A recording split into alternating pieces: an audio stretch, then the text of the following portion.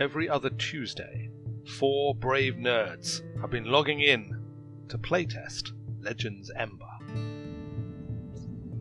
The air in Crypt Hollow is as cold as the grave. The machine in the corner of the room, it appears to have some kind of coded panel attached to it. The dead are restless in this place. I can hear them, I can sense them. Out of the gloom, another skeleton emerges. With a deft sweep of his rapier, the skeleton hangs in the air for a moment before collapsing to the ground. You enter what appears to be an old storage room. Next to him there is a note.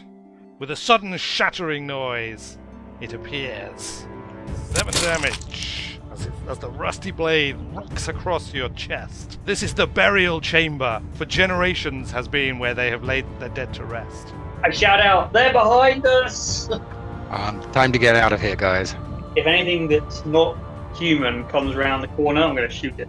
Frost gathers around him, jamming up his bones and his joints. As you pass through, you pull the gate shut and you slam the bolts into place. You have survived for now.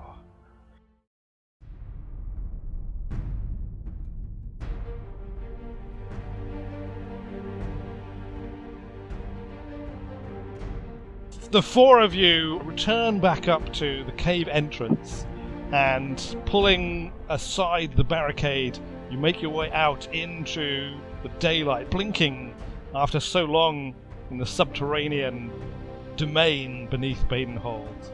You return to the farmhouse where you're met by the various survivors. Day turns to evening, and evening to night. Alright, who's on first watch? I am. Okay, give me a perception roll.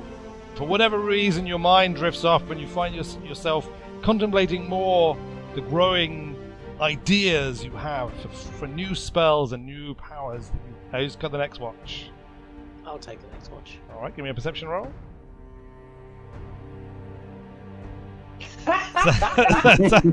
Zangief.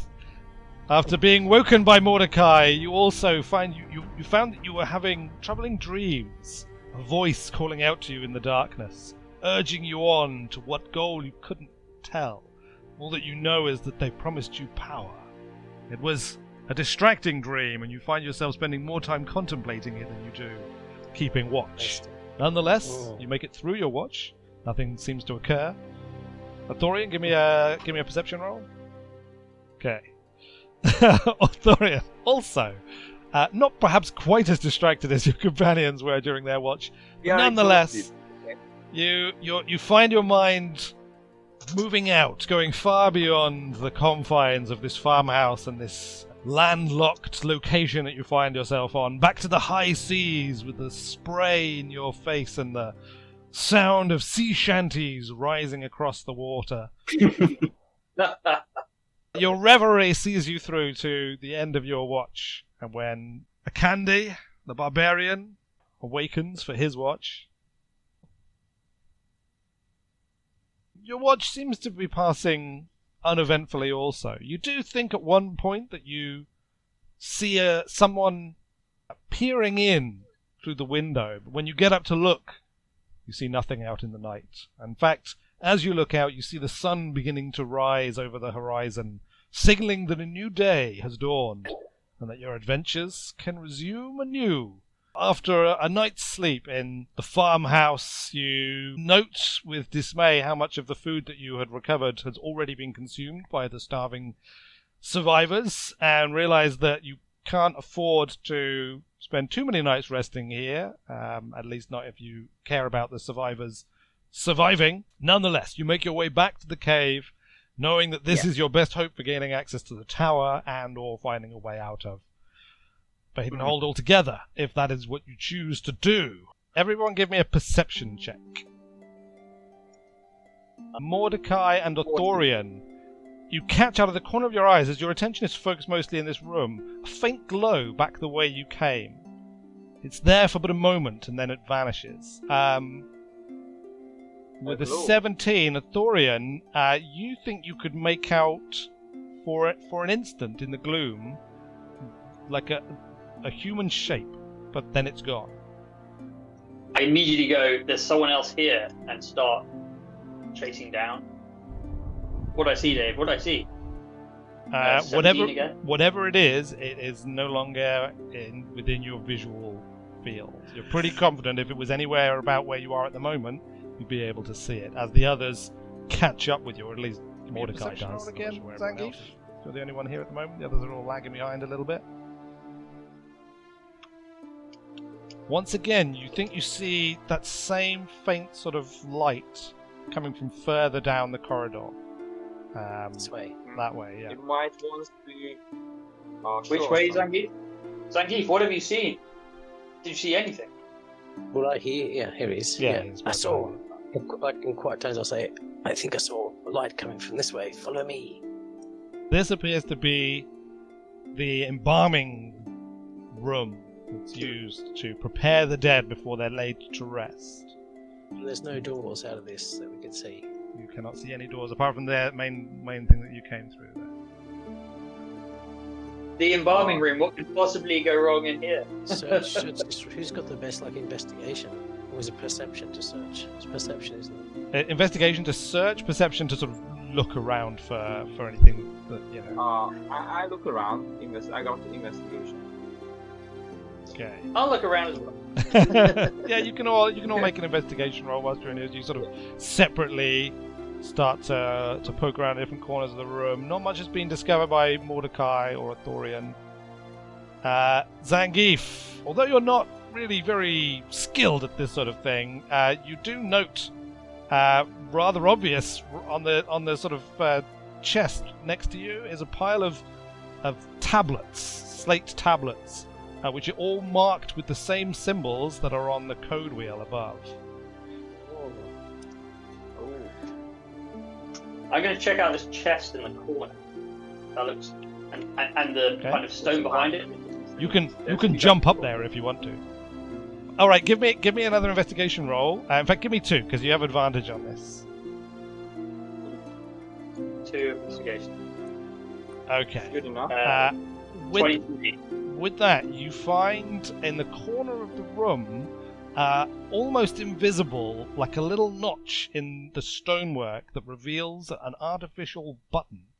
Feels like it could be. You'd have to give it a fair shove to push it in, but it feels like it would give if you tried. I shove it.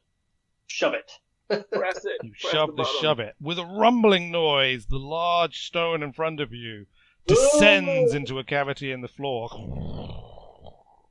revealing a passageway. I go, follow me, I found a secret passage. What could possibly be down here? There is a tight gap in the thing and what looks like stairs beyond and some kind of room. I'll creep round the corner with a bow drawn. Give me a stealth check. I mean, I'm invisible, right? So... Yeah. Let's see what your stealth check says. Yep, 23. Pretty stealthy. Is everyone else stealthing, or are you all just blundering up behind him? Zangief and Mordecai, you're close enough. You're going to both need to make stealth rolls if you want to not break the stealth here. Okay. Oh dear. Mordecai's incredibly stealthy. All right. You can enter the room. So you see it looks like a basement of some sort. There are boxes and things piled up, and there's a table in the corner with a lit candle and some kind of scroll on it. And there's a ladder going up, is there? And there is a ladder going up, yes, to a trapdoor above. Search table. Searching the table, Okay, you can see. on it. You can see, yeah, there is another one of these things. Okay. Whatever. As you're investigating this and looking at Mordecai, Zangief, and Authorian, give me a perception check. Perception. Okay. Maybe You are all Authorian- taken by surprise as suddenly in the corner of the room, the pile of what you just assumed was the pile of straw suddenly shifts and moves as something emerges out of it. It is a giant zombie rat as it bursts out, disturbed from whatever sense of slumber it may have been experiencing. The creature looks at you, beady red eyes focusing on this new prey that has entered its lair. And it attacks as you are all caught by surprise. It barrels out of its hiding place. I think it's going to strike at Dorian, as he was the one who kind of entered first. Disturbed it. Ugh. It's a miss.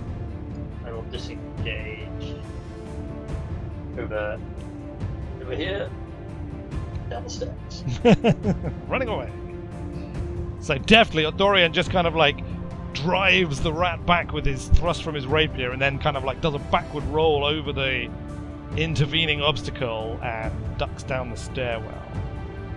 Well, this is a horrible thing, isn't it? I attack the giant rat, thusly, and miss. Zangief. That is my turn. Now you've kind of been shoved a bit back into melee with this giant rat here. Right, I get advantage, I guess, now, because I'm... Yeah, you can have advantage on the attack roll. Remember to get your weapon out before you attack. Oh, yeah, sorry. Okay, attack. Advantage. Roll. Nice. That's a solid hit. Not quite a crit, but pretty close. Come on. And a solid smack into the rump of the rat.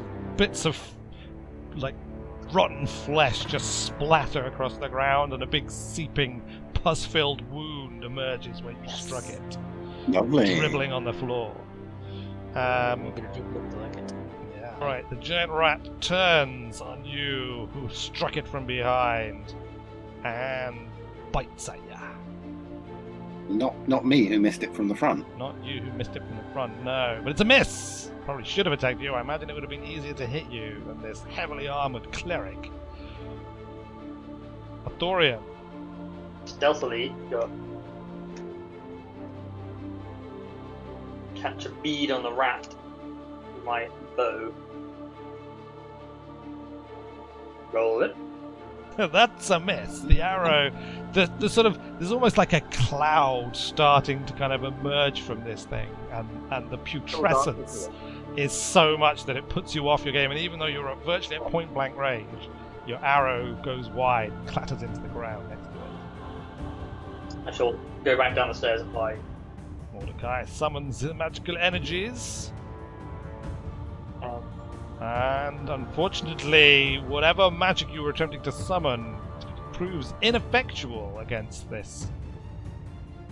That is a solid hit. 13 damage. Your greatsword rakes across its belly, which just explodes as your sword cuts deep into it, and a great gaseous cloud of putrescence bursts out. I need everyone in the room, that's Mordecai, Arthurian, and Zangief, to give me a Constitution saving throw. Zangief and Akande, you both take 5 points of poison damage. Just 5 points of damage, so please damage yourself for 5 points. Mordecai, you take 11 points of poison damage, and you are poisoned, which means you will have disadvantage on any attack rolls for the next 2 rounds. 11 points of damage. 11 points of damage, yes, as the cloud of noxious gas just fills this enclosed room, and you're just coughing, spluttering, like puking up as it just catches in your throat. Dead. It's not dead. It's just like he cut up a huge wound. But this thing is undead, right? So although it's huge, its guts just basically spilled across the floor, and this cloud of putrescence filled the room. It itself is still standing, growling, like just frothing at the mouth. Like more of its like internal like juices are just kind of pouring out of its maw as it slavers towards Zangief.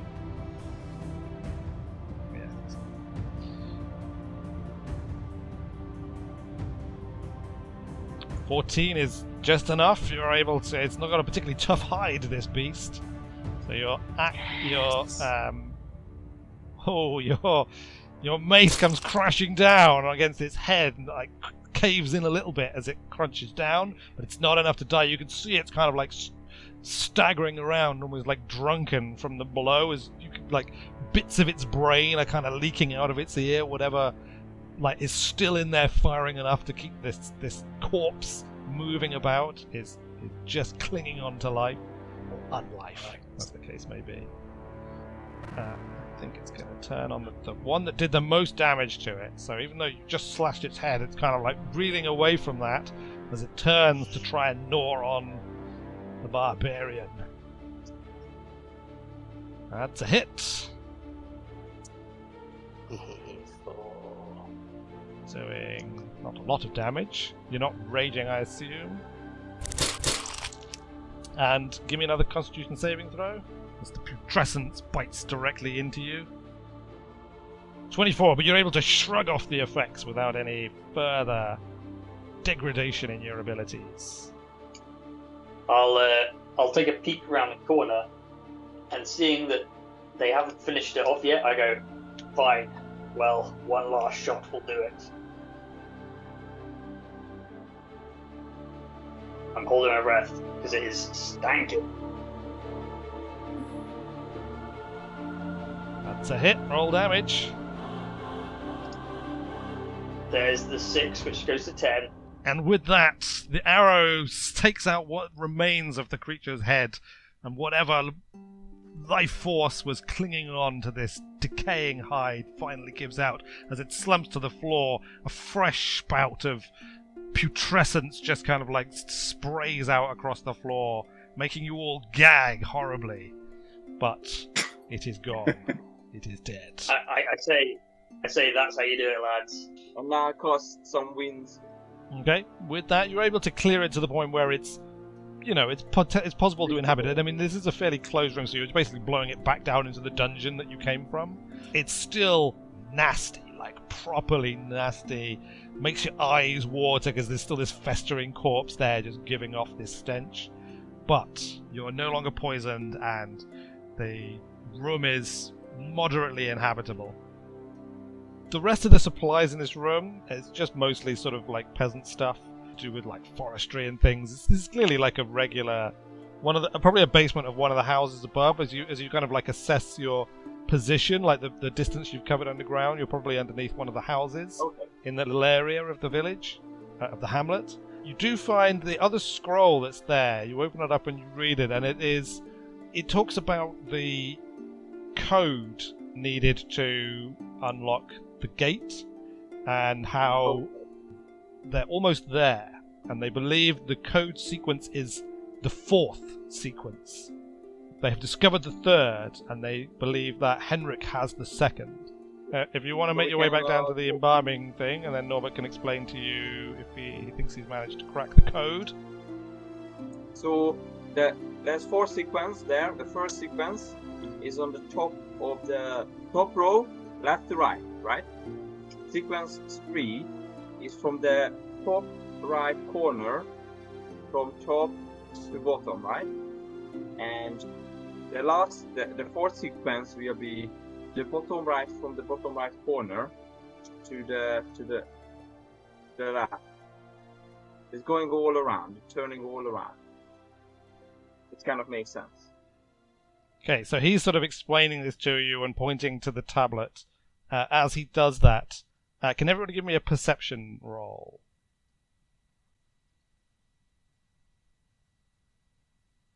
Obviously, Athorian, you're just totally taken by what he's explaining to you, trying to figure it out, trying to understand what he means. Zangief, you notice that light again, and as you look around, you see the pale, glowing image for a moment of a woman standing further down the corridor than you have been yet, looking up at you, almost besieging, but as soon as you look at her, the image vanishes. Where does that go, Zangief? I don't know. I will proceed with caution. As you stand there, you hear a voice on the wind. It says, "Beware the torment of Vilna. The Ice Walker lurks within. Do not open the gate. The gate. The gate." He's talking about me. I use ice. Yes, No. she's talking about you, not Obviously. obviously. Dave, do you know anything, any monster or creature that's associated with ice and could be responsible for these zombies, these undead in the city? Give me an Arcana roll. That's basically like arcane knowledge you're asking about there. Okay. 22. No, I mean, obviously there is all manner of things in the arcane. You do vaguely with a 22. The name Vilna reminds you, does trigger a memory. You remember reading an old magical text that spoke of a sorceress by the name of Vilna Icewalker, who dwelt in the north and who held dominion over a tower. It seems unlikely that it is a coincidence. Perhaps this is the very place that you read about. You focus for a moment to try and remember the story, and it was this Vilna Icewalker who was granted this land and tower by a legendary witch by the name of Old Scarag, who dwells in the Darkmoor forest. It was said that they struck a deal with her to grant her and her descendants magical powers in return for their loyalty and service. She was defeated, as you recall, by a hero, and after that, her line fell out of all knowledge. That was as much as was contained within this particular missive. It was like a fairly short part of a much larger tome that talked about the sources of magic and different ways that particular characters and individuals had been able to acquire magical powers over the years. Mordecai has given you his grim warning. You've obviously heard the disembodied voice. If you want to open the gate, obviously you can't do it here. There is no mechanism, but it is a reasonable assumption that the code controls this very gate. I deciphered the mechanism, so if you go back there, I believe I can open the doors. You've been you explored everywhere you can up to this point. Beyond this gate is the only place within Crypt Hollow that you have yet to explore. Am I going to the right place? Down here is load of undead, but we never. That was the halls of rest. You didn't go like as far into it as you could, but it was obviously completely filled with the undead, and you were sort of driven out last time. By the way, the party has split. Mordecai and Othorian have gone back up to the mechanism. The other two of you are still stood there, so I don't know if they're intending to do that or if.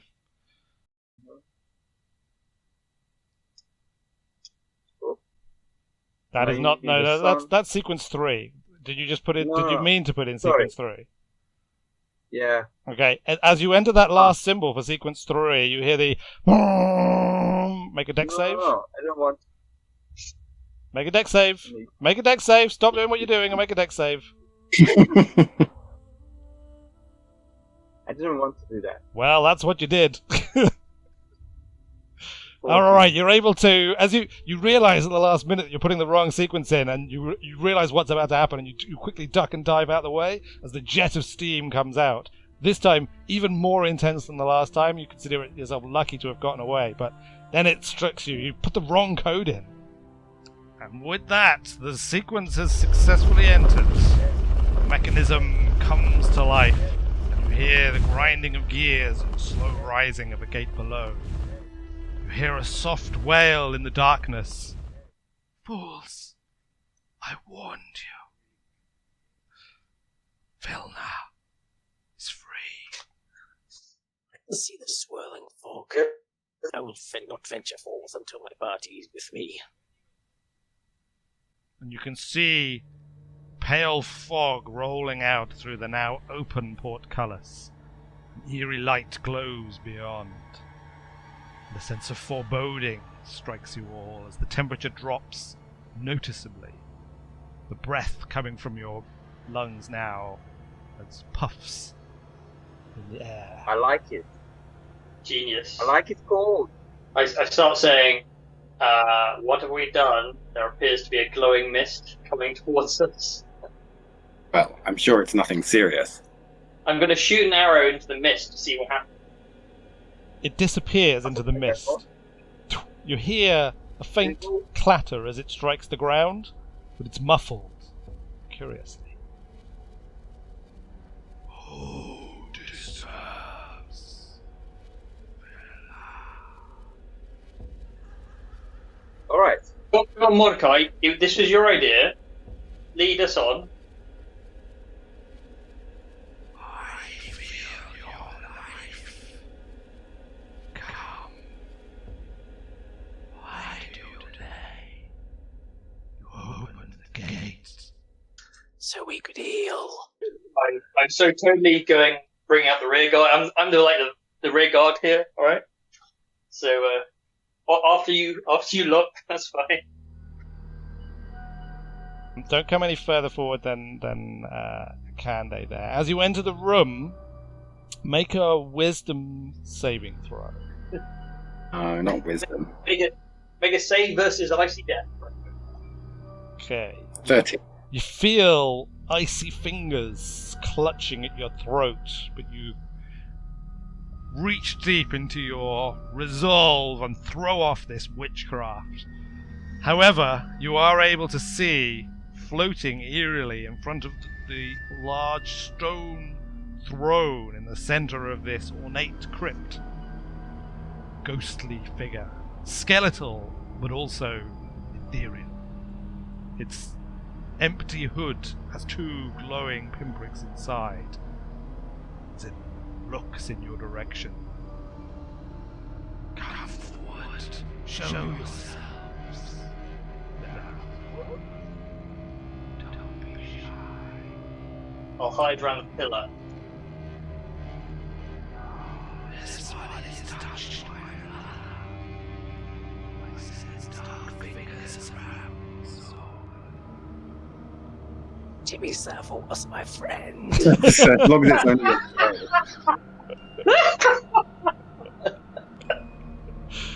Oh dear. There is a dwarf up above in your tower, or in the tower, who has sealed us off. His name is whatever his name is. What's his name? Orly. Orly. He has betrayed us. I seek revenge on him. Can you help? Revenge, I understand. I too seek revenge. The tower can be accessed by my crypt. There, and it indicates to the right. What? Will you give me your safe passage? What do you want? I want the souls of those who defile my resting place with their life. Those who have made their homes above. Oh, Bring them to me. You may pass. Oh yeah, we could do. Yeah, that seems fair. Yeah. I say absolutely. Yeah. Is there any other? Can you sweeten the deal with anything else? Do you have any other help, magical help that we may be able to use in the tower? Letting you live is rewarded enough. Surely. But perhaps there are those among you who could benefit from my gifts. If you would pledge yourself to my mistress. Sure. Yeah. What? Who is your mistress? I serve Skag in life and in death. Karak? No, Skarak. Karak? The witch. Karak? No, not Karak. The witch of the Tugmore Forest, you fool. Do not try my patience. Apologies, Great Spirit. We shall go and get your souls to feast upon. Be back imminently, momentarily.